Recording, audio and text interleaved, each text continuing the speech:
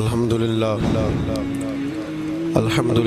رب العالمین والعاقبۃ للمتقین والصلاة والسلام علی اشرف الانبیاء والمرسلین وعلی آلہ وصحبہ اجمعین اما بعد اعوذ باللہ من الشیطان الرجیم بسم اللہ الرحمن الرحیم یا ایہا الذین آمنوا اتقوا اللہ ولتنظر نفس ما قدمت لغد واتقوا اللہ ان اللہ خبیر بما تعملون صدق اللہ العظیم وصدق رسولہ النبی الکریم ان اللہ وملائکتہ یصلون علی النبی یا ایہا الذین آمنوا صلوا علیہ وسلموا تسلیما الصلاة والسلام علیک یا سیدی یا رسول اللہ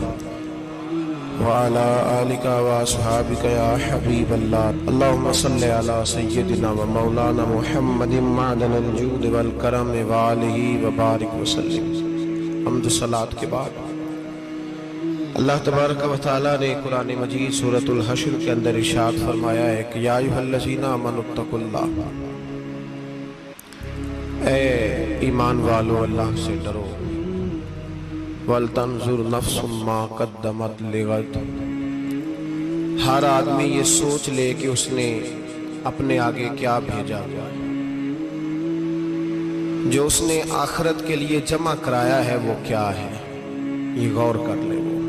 وَاتَّقُوا اللَّهَ، اور پھر ڈر جاؤ اللہ سے، إِنَّ اللَّهَ خَبِيرٌ بِمَا تَعْمَلُونَ، فرمایا تم جتنے مرضی پردے ڈالتے پھرو، تمہارے رب کو تمہارے تمام کاموں کی خبر ہے، اسے پتہ ہے تم کیا کرتے، وہ جانتا ہے۔ عزیز دوستو، بزرگوں اور بھائیوں، قرآن مجید نے دو چیزوں پر بڑا زور دیا ہے، ایک اللہ کو ماننا، اور اللہ کو ماننے کا مطلب ہے نبی پاک کو بھی ماننا، اللہ کو ماننے کا مطلب ہے کتابوں کو بھی ماننا، قرآن پاک کو بھی ماننا۔ لیکن دو باتیں آپ کو زیادہ ملیں گی، ایک ایمان، اور اس کے بعد سب سے زیادہ زور ہے ایمان بالآخرت پر، آخرت کو مانو۔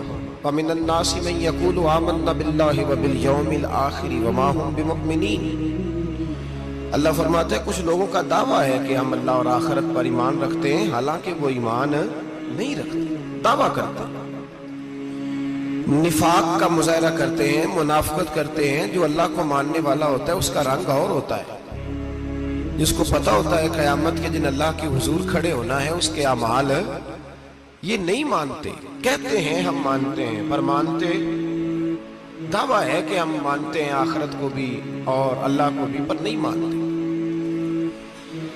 قیامت قائم ہونا ضروری ہے،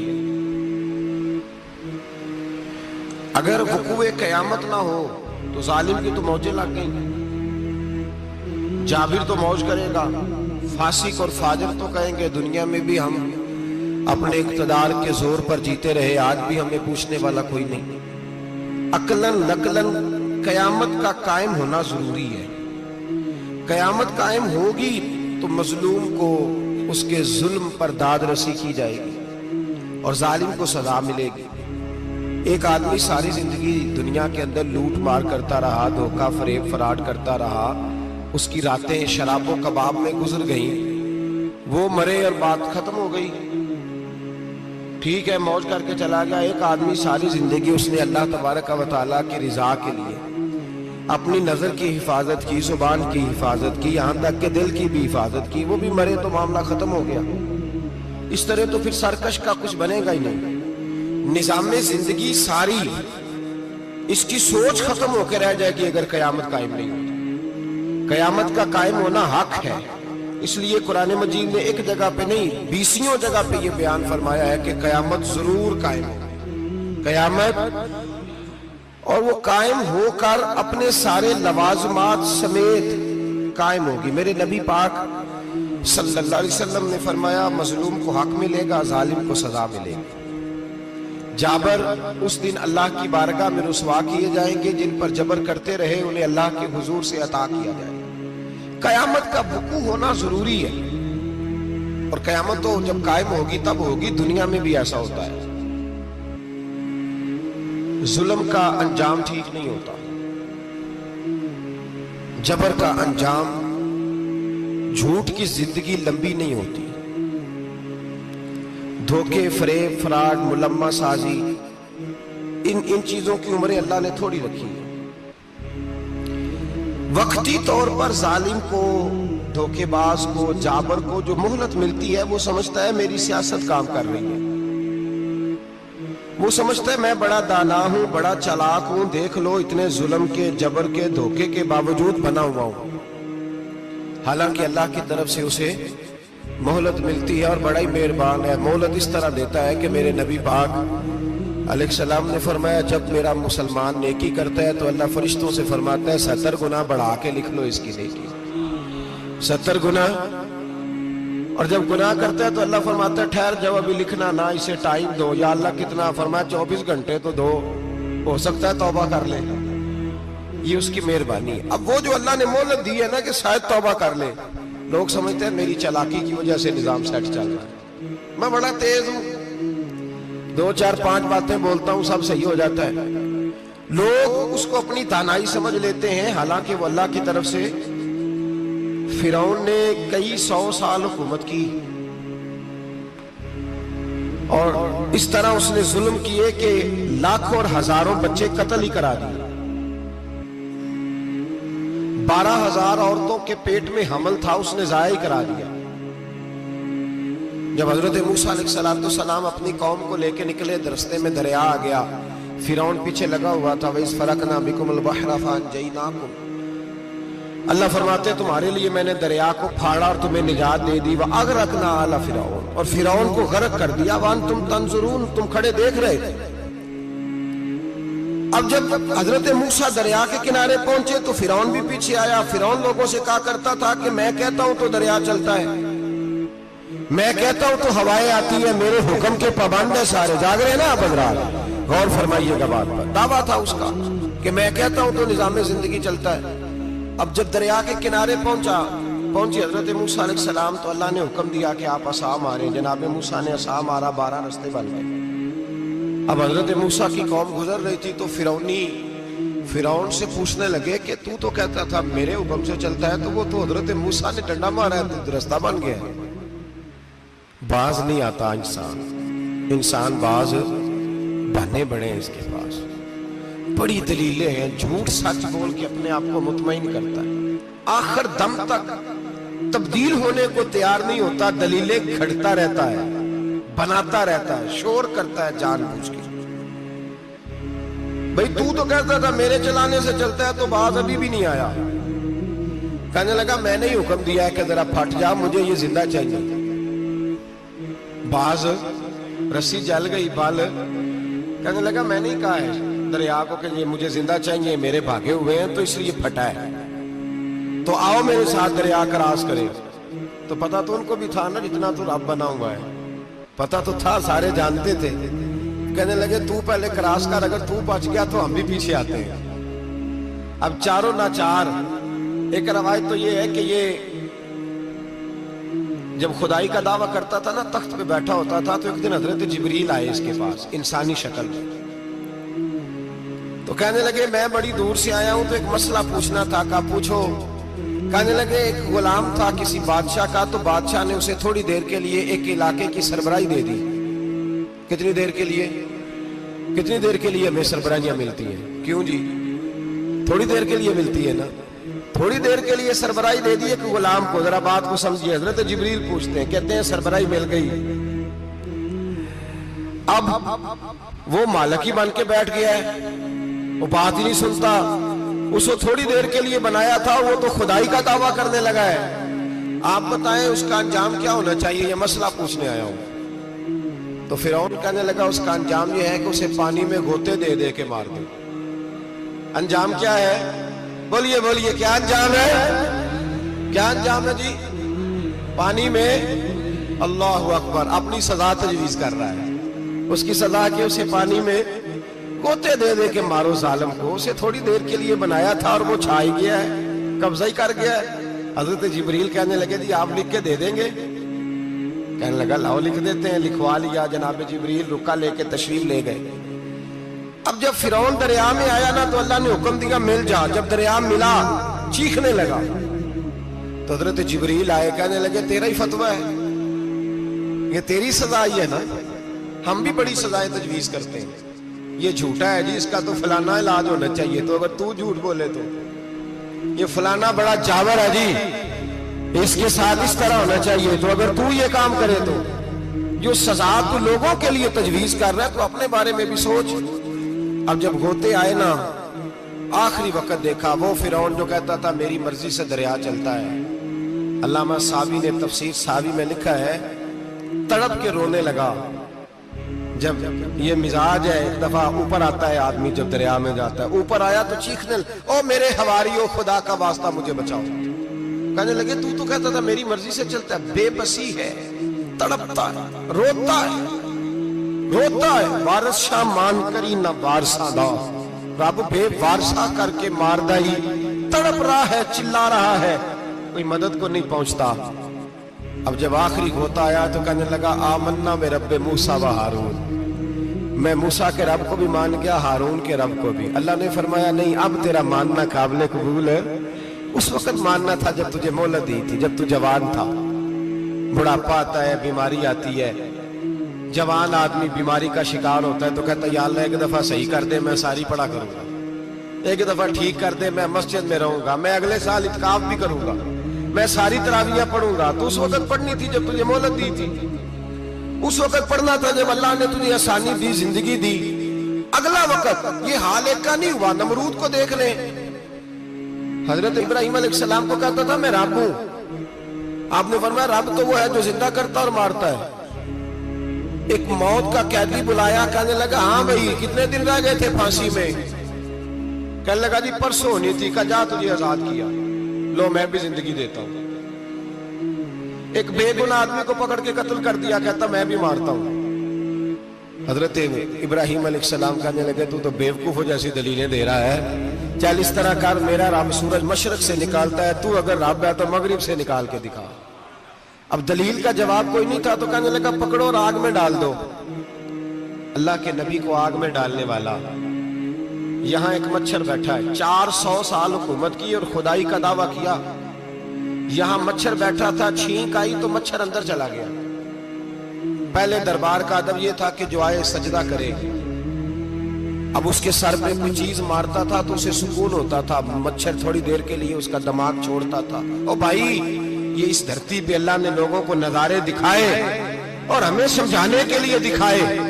ہمیں تفکر کی, غور کی دعوت دی کہ دیکھ لینا, اپنے عمل کو پرکھنا. تمہارے عمل حضرت موسیٰ کے فرما برداروں جیسے ہیں, جناب ابراہیم کے فرما برداروں جیسے ہیں, یا بن کے بیٹھ گئے ہو. اب دربار کا ادب یہ ہے, بے بسی کا یہ حال ہے کہ جوتے لٹکتے ہیں دربار میں, جو آتا ہے جوتا کھینچتا ہے. اور ادب یہ ہے کہ 10 جوتے نمرود کے سر پہ مارو. اور 400 سال جوتے لگتے رہے. روتا تھا, جو آدمی آتا تھا منتیں کرتا تھا, کہتا تھا کہیں سے کوئی دوائی مل جائے گی. پاگلوں جیسی زندگی گزاری, پاگلوں جیسی سخت. وہ تو حساب, وقوع قیامت تو حساب ہوگا ہی. یہاں لوگ پاگل ہو کے مرتے ہیں, معذرت نفسیاتی مریض ہو کے مرتے ہیں. یہاں آخری وقت اتنا سخت آتا ہے کہ دنیا موت کی دعائیں مانگتی ہے. میرے بھائی جب انسان ظلم کرتا ہے تو بھول جاتا ہے کہ شاید مجھے پوچھے گا کوئی نہیں. جب وہ زیادتی کرتا ہے تو بھول جاتا ہے.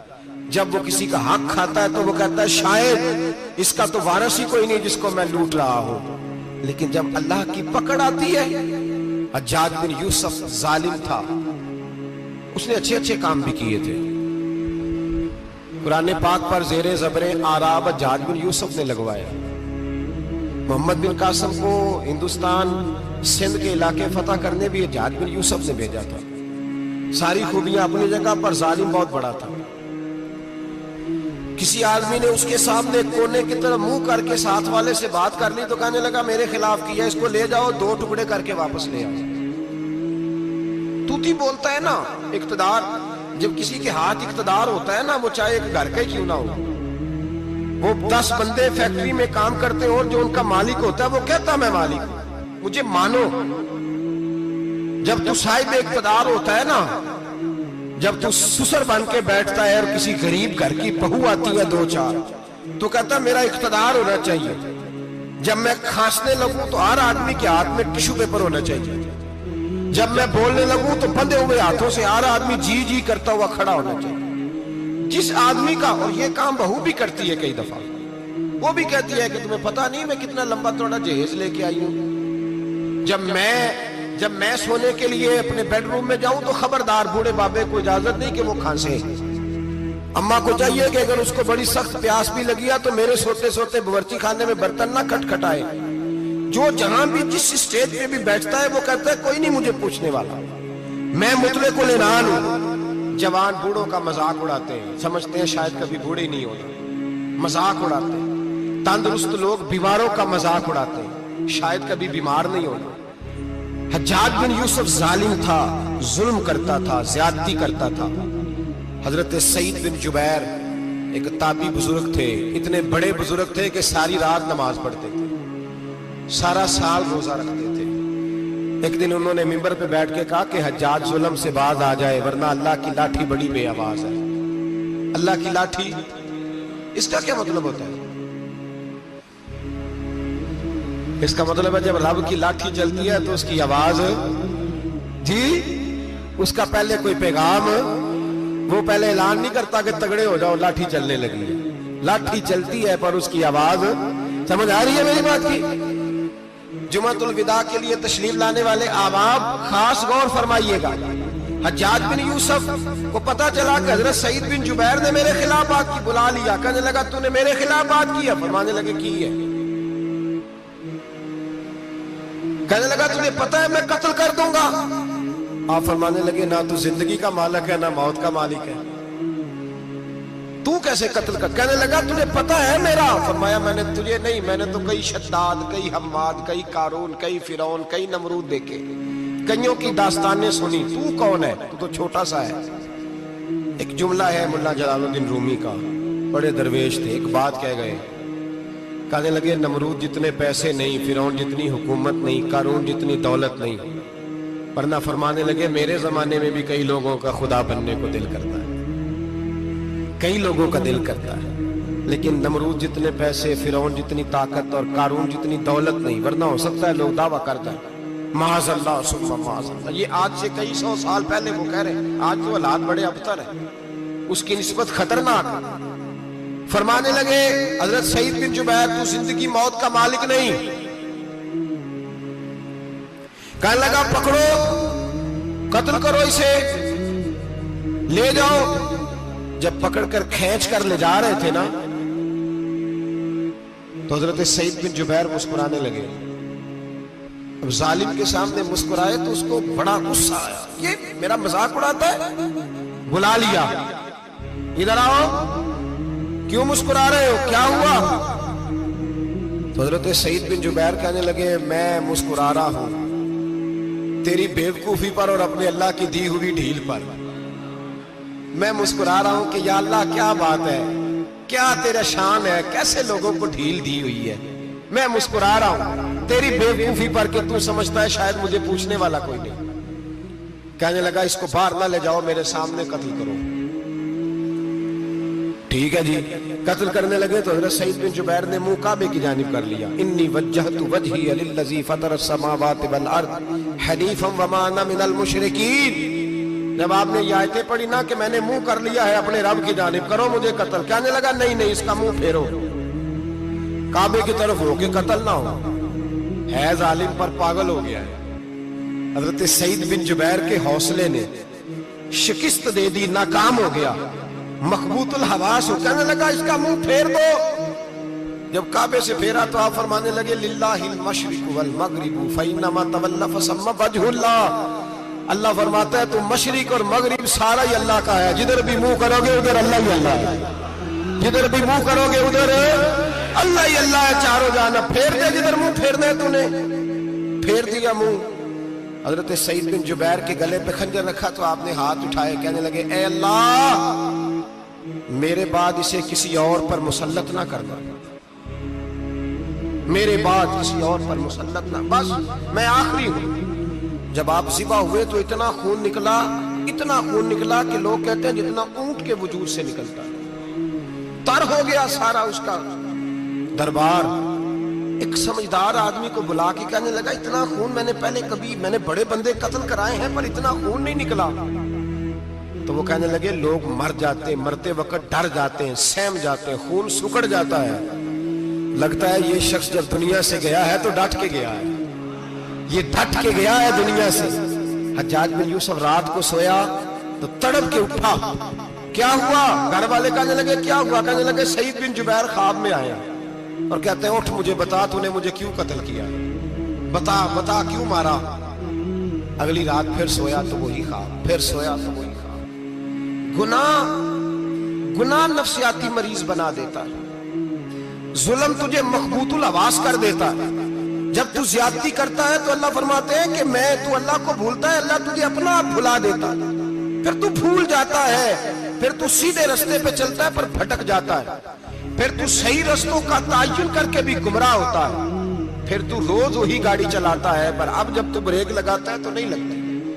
جب گناہوں کے ساتھ تو مخبوط الحواس ہوتا ہے تو روز وہ کاروبار کرتا ہے, لیکن جب تیرے گناہ تجھے گھیر لیتے ہیں پھر اسی کاروبار میں تو نقصان اٹھاتا ہے. حجاج بن یوسف تڑپتا ہے, روتا ہے, یہاں تک کہ بیمار ہو گیا. پیٹ میں درد ہوتی ہے, پتہ نہیں کیا ہوا, تکلیف ہوتی ہے, پتہ نہیں. سارے حکیم, طبیب, ڈاکٹر کوئی نہ سمجھ سکا کہ بیماری کیا ہے. جو بیماریاں خدائی ہوتی ہیں ان کا لوگوں کو پتا, جو آزمائشیں رب کی جانب سے ہوتی ہیں وہ ڈاکٹروں کے ہتھے نہیں چڑھتی. جو تکلیفیں اللہ دیتا ہے ان کا حکیم طبیب علاج نہیں کر پاتے, مشکل. اور شفا اسی وقت ہوتی ہے جب اللہ دینا چاہے, اور جب رب ہی دینا نہ چاہے تو بڑے بڑے ڈاکٹر کہتے ہیں کہ ہمارے بس کی بات نہیں رہی. بغداد سے حکیم آئے, پیٹ دیکھا, کہنے لگے نہ تیرے معدے میں کوئی دقت ہے, نہ تیرے جگر میں, نہ کسی اور جگہ, ماجرا کیا ہے؟ ایک آخری علاج ہے, آخری. وہ کیا؟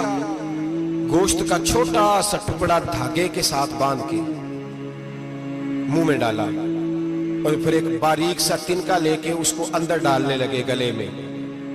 وہ گوشت کا ٹکڑا جب حلق کے اندر اتر گیا, اس حکیم نے واپس کھینچا تو کیسے ایسی بدبو آئی جیسی کبھی سونگی نہ تھی.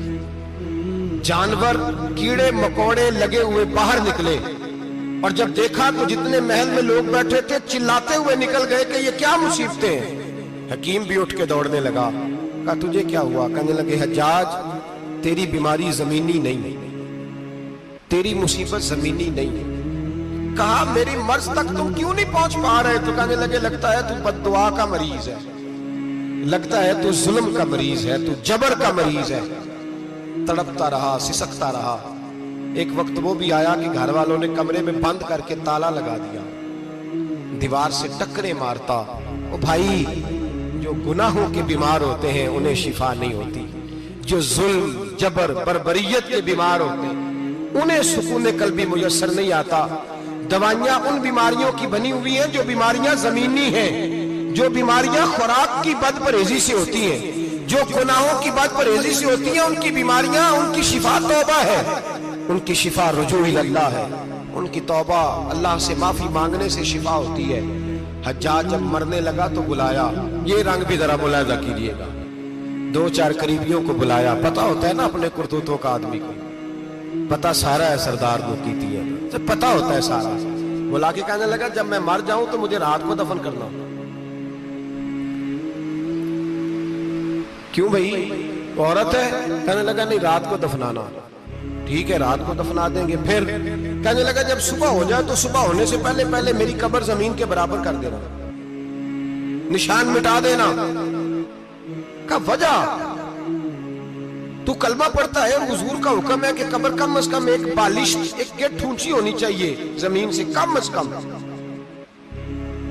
تو تیری قبر مٹا دے, وجہ؟ پتہ ہوتا ہے اپنے ظلموں کا. کہنے لگا مجھے پتا ہے لوگ میرے مرنے کے بعد میری قبر بھی نہیں چھوڑیں گے. دنیا میں تو میرے جبر کی وجہ سے کوئی آ نہ سکا، لیکن میری قبر بھی لوگ جنازوں میں باتیں شروع کر دیتے ہیں. جنازوں میں نے ایسی بھی داستانیں سنی ہیں کہ کوئی مرا تو لوگ جوتوں کا ہار قبر پہ ڈال آئے. نہیں بھائی، تو جب زندہ تھا تو تیرے جبر ظلم کی وجہ سے نہیں کو بول سکا.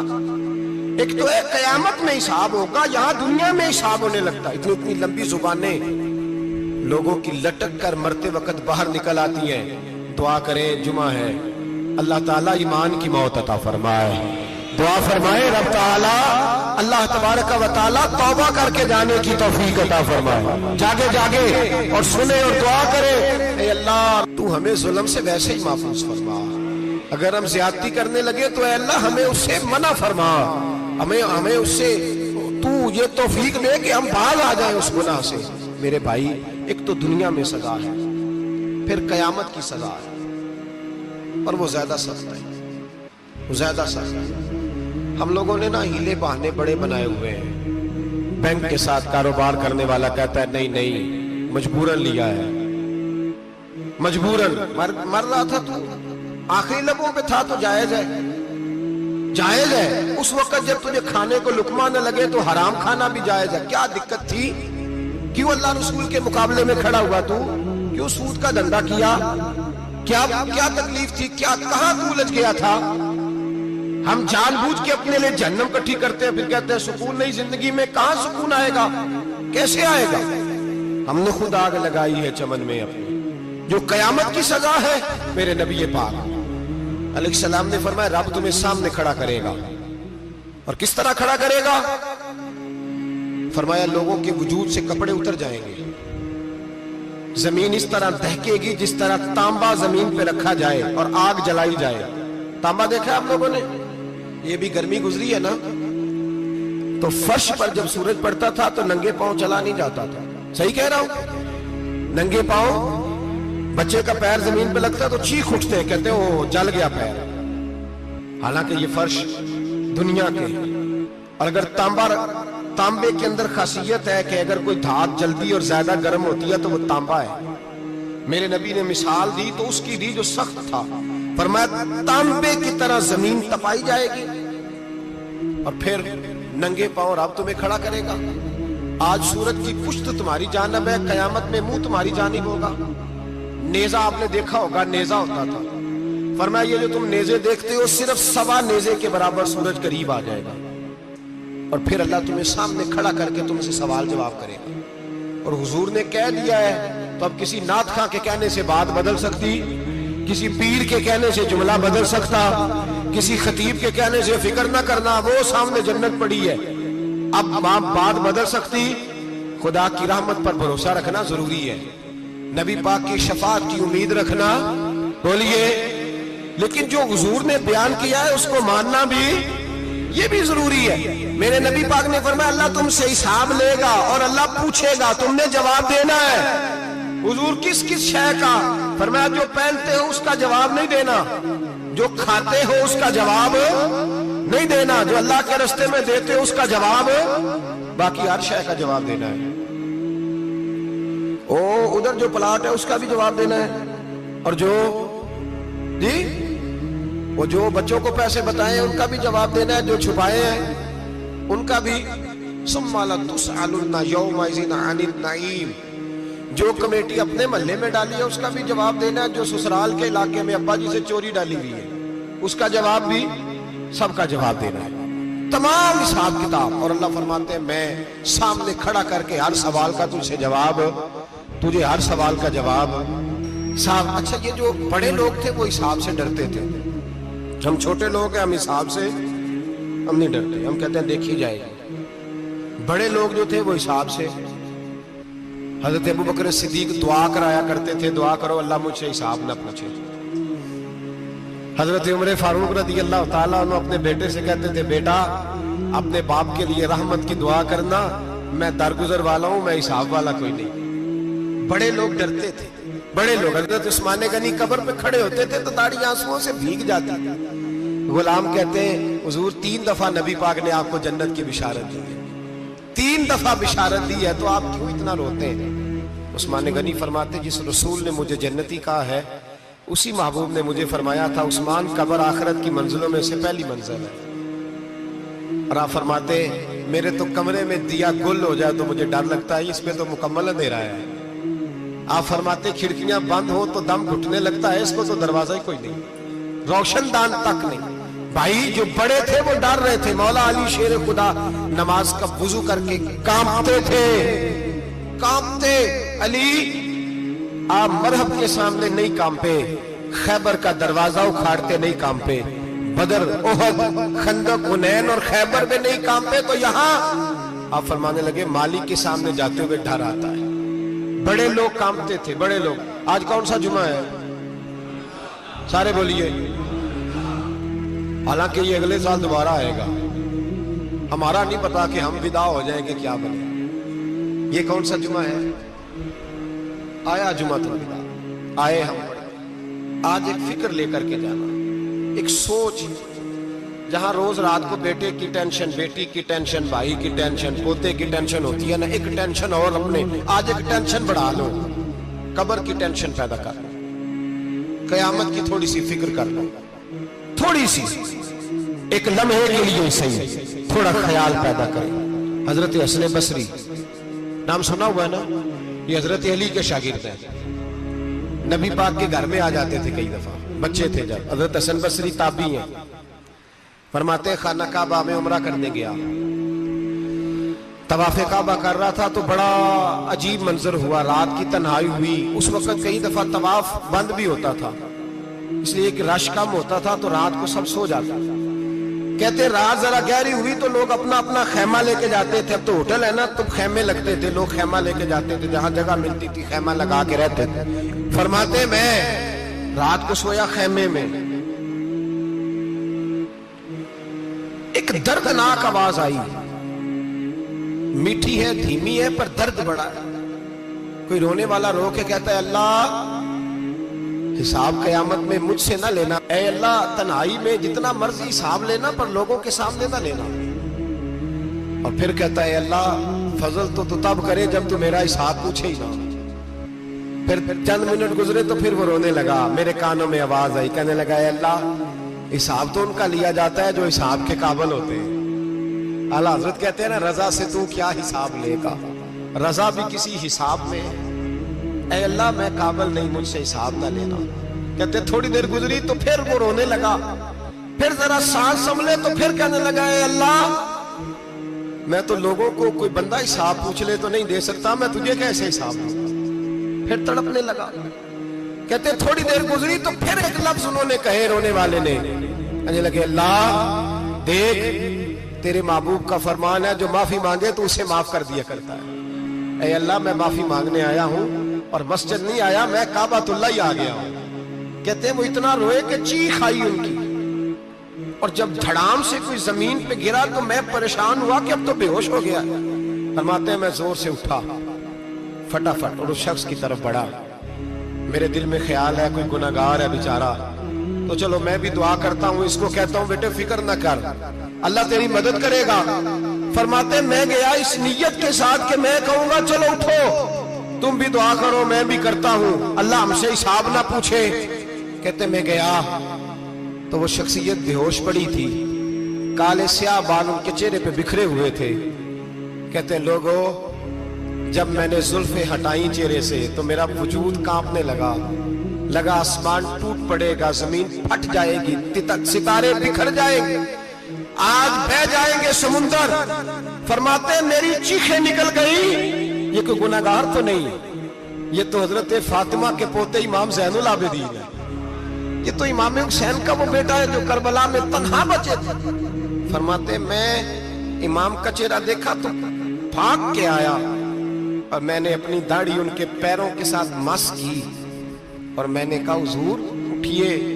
امام اٹھے تو میں نے کہا شہزادے تیرے تو اشارے سے اللہ کئی گناہگاروں کو بخشے گا, تیری تو دعا سے اللہ بخشے گا, یہ کیا کر رہے ہو. تو امام زین العابدین کہنے لگے حسن بصری ادھر آ یار, ادھر آؤ بزرگ ہو, میرے دادا کے پاس رہنے والے ہو, میں نے نا آج ہی سنا ہے کہ اس کا عذاب بڑا سخت ہے, آؤ میرے لیے دعا کرو, اللہ پاک مجھ سے حساب نہ پوچھے. کہا حضور نہ کریں. اب فرمانے لگے تجھے نہیں پتا کچھ چیزیں ایسی ہیں کہ رب نے اگر حساب پوچھا تو میں واقعی جواب نہیں دے پاؤں گا. چل کر میرے لیے دعا. کہتے میں نے ہاتھ باندھے, حضور میں نہیں کرتا. اٹھا کہہ. فرماتے میں نے ہاتھ اٹھائے, میں نے کہا اے اللہ تیرے رسول کا شہزادہ ہے, یہ تیرے رسول کا شہزادہ ہے, یہ کہہ رہا ہے تو فضل کر. وہ بھائی جو بڑے تھے وہ تو تڑپتے تھے, سسکتے تھے. ابو علی ہیتی کہتے خانہ کعبہ میں پتھر پہ سر رگڑ کے کوئی بوڑھا کہہ رہا تھا اے اللہ اول تو حساب نہ لینا, اور اگر لینا تو مجھے اندھا کر کے اٹھانا, میں تیرے نیک بندوں کے سامنے شرمندہ نہیں. اقبال رو پڑے. اقبال کچھ لوگوں نے لکھا ہے یہ آخری ربائی ہے ڈاکٹر اقبال کی, آخری. اس کے بعد شاید اس نے کلام نے کچھ سیرت نگاروں کا خیال ہے. اقبال مدینے کی طرف منہ کر کے کہنے لگے تو غنی از ہر دو عالم من فقیر. اللہ تو غنی ہے میں تو فقیر ہوں. روز محشر عذر ہائے من پذیر. اے اللہ اول تو میرا کوئی عذر قبول کر لینا محشر کے دن, اور اگر نہ کرنا ہوا اگر تمہیں بینم حسابم نہ گزیر, اگر ضرور ہی میرا حساب لینا ہے اے اللہ, اگر تو نے ضرور لینا ہے اے اللہ, اگر ضرور ہی لینا حساب, اول تو میرا عذر مان لینا, میری کمزوری پہ رحم کرنا. اے اللہ میرے بڑھاپے پر میری کمزوری پر رحم کرنا, اور اگر ضرور حساب لینا ہے از نگاہ مصطفیٰ پنہا بغیر, تو اے اللہ ذرا حضور کی نگاہوں سے اوجھل کر کے لینا. اے اللہ مجھے شرم آئے گی. میرے مصطفیٰ کریم فرمائیں گے میں تو تجھے ہر بات سمجھا کے آیا, ایک جگہ تیری رہنمائی کر کے آیا, تو کیسے عمل کما ذرا اوجھل کر کے از نگاہ مصطفیٰ پنہا بغیر, ذرا حضور کی آنکھوں سے اوجھل کر کے سائیڈ پہ کر کے لینا, میں برداشت نہیں کر پاؤں گا. حضرت ابو علی ہیتی کہتے ہیں بابے نے سر رکھا ہوا ہے اور کہتے ہیں اللہ مجھے اندھا کر کے اٹھانا. فرماتے میں گیا, میں نے کہا چلو میں دعا کرتا ہوں جا کے.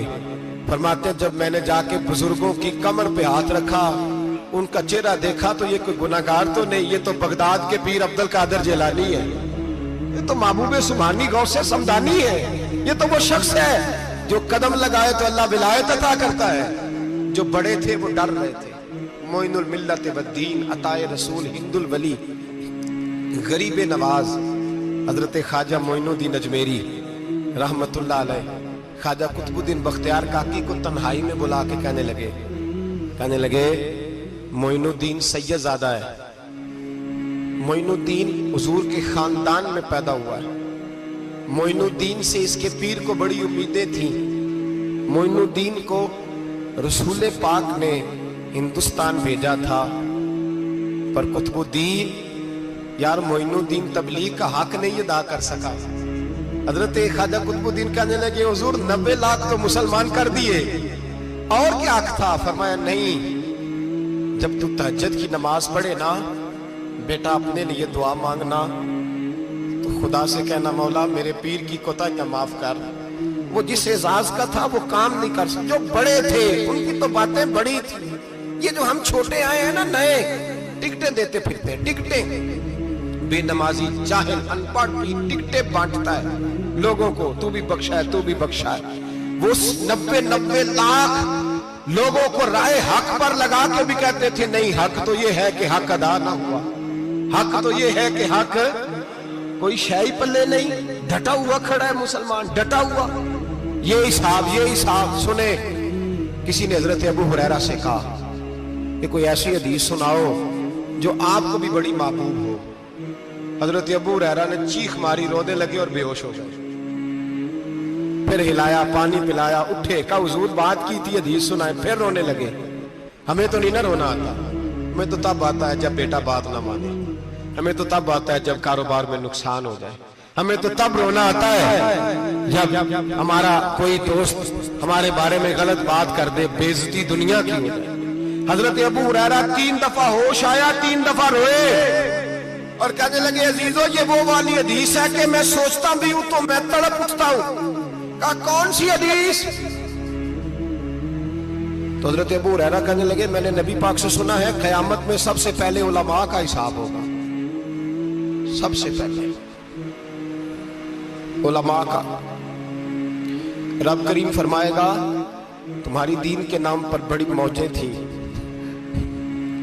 तुम्हारे बड़े पोस्टर छपते थे, लाइनें बना के लोग तुम्हारे हाथ चूमते थे,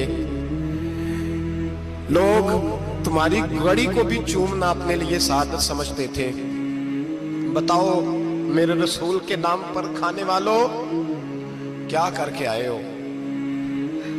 अमल बताओ, अमल। मौज बड़ी की ना तुमने, बताओ अमल। उलमा आलिम अर्ज करेगा, ऐ अल्लाह मैं जगह जगह तेरे रसूल के दीन की बात करता था, मैं कुरान के दर्स देता था, मैं रातें बेदार रह के तैयारियां करता था, मैं जो बन सका किया। रब फरमाएगा नहीं, तूने तो इसलिए किया था कि लोग तुझे पीर साहब कहे, मौलाना साहब कहे, तेरे नारे लगाए तो लगे नहीं फिर तेरे नारे, फिर लोगों ने लंबे लंबे अलकाबात पुकारे नहीं तेरे। हुजूर सैयद आलम अलैहिस्सलाम फरमाते पहला हिसाब उसका लेगा जो आलिम कहलाता था। रब पूछेगा तुझे ताकत दी, हिम्मत दी, बोलने की सलाहियत दी, अपने फजल से दी, बता क्या कमा के आया है। हजरत अबू हुरैरा रोते कहते हैं मैं भी तो हदीसें सुनाता हूं, मैं भी तो आलिम हूं, मेरे पीछे भी तो लोग भागते हैं। लोगों बताओ अगर अल्लाह ने अबू हुरैरा से पूछा तो क्या जवाब देगा? अल्लाह फरमाएगा उलमा के लिए बुखारी मुस्लिम है, इन्हें उठाओ और जहन्नम में डाल दो। इमाम गजाली फरमाते हैं अगर किसी आलिम को सजा मिली तो सबसे सख्त आलिम को मिलेगी। दुआ फरमाए अल्लाह मेरे जैसे लोगों को हिदायत का रास्ता अता फरमाए, और जो कहते हैं समझते हैं अल्लाह उस पर अमल की तौफीक अता फरमाए। फरमाया हजरत अबू हुरैरा ने दूसरे नंबर पर सखी अल्लाह की बारगाह में खड़ा किया जाए, मालदार। रब फरमाएगा बोल, कुछ ऐसे भी थे जिनके पास शाम की रोटी नहीं थी, तुझे मैंने तेरी तिजोरी भर के तुझे दौलत अता की, तुझे विरासत में मैंने मुरब्बे दिए, जायदादें दी। बता वो कुछ वो थे सवेरे मजदूरी करने जाते थे, कमा के लाते थे, हजारों रुपया तेरी बैंक में पड़ा था, बता क्या किया तूने? ऐ अल्लाह मैंने मस्जिद में दिए, मदरसे में दिए, 30 दिन इफ्तारियां पकाता रहा। अल्लाह फरमाएगा तू झूठ बोलता है, तू सारा कुछ इसलिए करता था कि लोग तुझे सखी कहे। हाँ हाँ तेरा ऐलान हुआ मस्जिद में, लोगों ने कहा वो देखो कितने पैसे दे रहा है, इसका वो देखो नाम लिखा हुआ है अस्पताल के एक कोने में कि ये वाला ब्लॉक फलां सेठ साहब ने बनाया, ये देखो लिखा हुआ है कि ये कमरा मदरसे का इसने बनाया, तो लिख दिया गया, नारे लग गए, अब जा दौड़ जा। अल्लाह जहन्नम में फेंक देगा। फरमाया फिर शहीद खड़ा किया जाएगा। हाँ भाई तुझे ताकत दी, हिम्मत दी, बता कहां खर्च की, कहां? ए अल्लाह शहीद ही हो गया। फरमाया वो तो इसलिए हुआ था कि लोग तुझे शहीद कहे, बहादुर कहे, तेरे नाम पे रोड का नाम रखा जाए, तमगाए हुस्ने कारकर्दगी मिले, सो मिल गया। मेरे लिए बता क्या करके आया है मेरे लिए? इसे उठाओ और जहन्नम में फेंक दो। भाइयों अजाब कड़ा है, अजाब सख्त है, हिसाब सख्त है, और जो हिसाब लेने वाला है उसको। मैं ना तरावी हो रही थी तो कारी साहब ने एक सूरह यासीन शुरू की, वमताजुल यौमा अय्युहल मुजरिम। अल्लाह फरमाता है कयामत में मैं कहूंगा मुजरिम जो है ना वो सफों से बाहर आ जाए, सफों से बाहर आ जाए।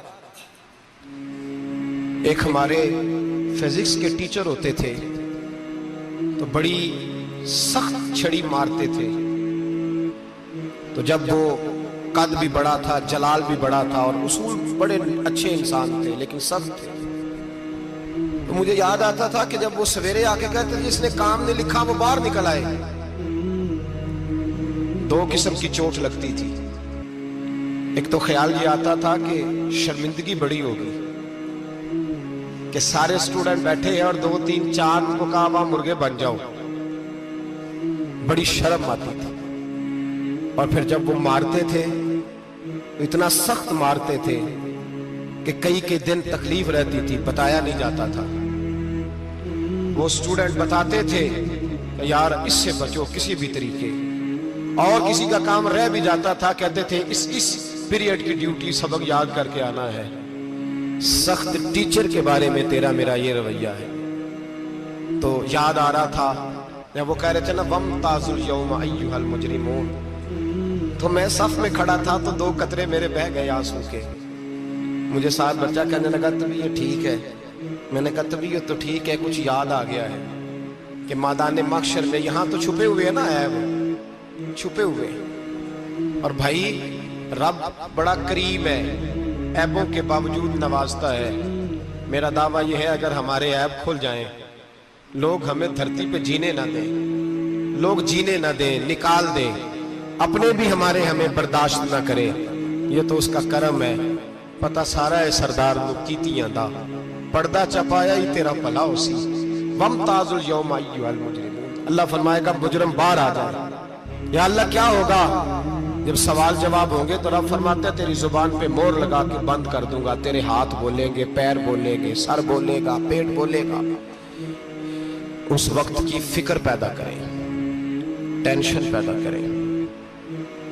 وقوع قیامت حق ہے، اور باندھ کے نا لوگ پیر باندھ کے زور کے ساتھ باندھتے ہیں۔ سگا بیٹا جب قبر میں دفن کرتا ہے نا تو وہ بھی کہتا ہے وہ کونا، یہ کونا تھوڑا سا مٹی کم ہے، یہاں بھی مٹی ڈالو۔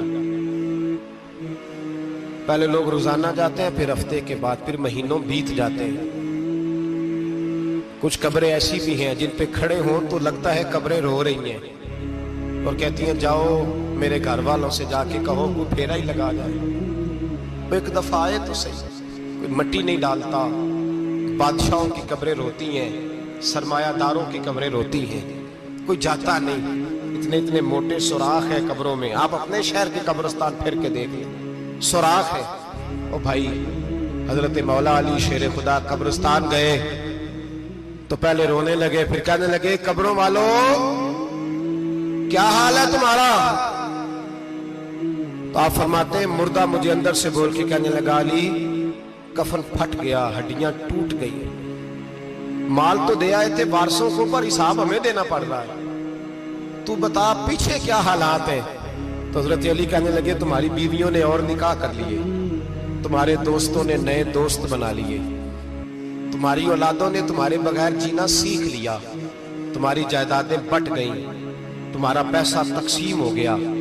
پہلے تو کوئی تمہارا نام لیتا تھا، اب تو تمہارا ذکر ختم ہو گیا، اب تو 1-2 نسل تک تمہارا ذکر تھا، اب تو تمہیں یاد ہی کوئی نہیں کرتا۔ کہتے ہیں لوگ یہاں کوئی رہا کرتا تھا، یہاں کوئی ہوا کرتا تھا، اب تو تم قصہ پارینہ، قصہ ماضی ہو گئے۔ حساب کا وقت قریب ہے، قریب آ گیا وقت۔ اللہ فرماتے ہیں اقترب للناس حسابهم وهم فی غفلۃ معرضون، فرمایا حساب کا وقت قریب آ گیا ہے تو ابھی بھی غافل ہے۔ جمعۃ الوداع ایک پریشانی لگانے کا ارادہ تھا، بڑی پریشانیاں پالی ہیں، ایک پریشانی اور پال لو، جس کو یہ پریشانی لگ جائے اس کے عمل سنورنے لگ جاتا ہے۔ یہ پریشانی پال لو کہ اگر مجھے حساب دینا پڑے۔ حضرت عمر کا فرمان، آپ فرمایا کرتے تھے اپنا حساب خود کر لو قبل اس کے کہ اللہ تمہارا حساب کرے۔ خود کر لو اپنا حساب، خود کھاتے ٹھیک کر کے رکھو، چیک کر کے رکھو۔ میری دعا ہے اللہ پاک ہمیں ان میں شامل کرے جن کو وہ معاف کرنے والا ہے۔ آمین تو کہہ دے۔ اللہ تبارک و تعالی ہمیں ان لوگوں میں شامل کرے جنہیں اللہ بغیر حساب جنت عطا کرنے والا ہے۔ فکر پیدا کرے، سوچ پیدا کرے۔ اللہ تبارک و تعالیٰ کو راضی کرنے کے ایام ہے اور اس کی رضا کی طرف توجہ کریں سارے حضرات۔ اللہ تبارک و تعالیٰ آپ کو سعادت مندیاں اور برکتیں عطا فرمائے۔ آخر دعوانا ان الحمدللہ۔ تو شاہ خوباں تو جانے جانا، تو شاہ خوباں تو جانے جانا ہے، چہرہ ملک کتاب تیرا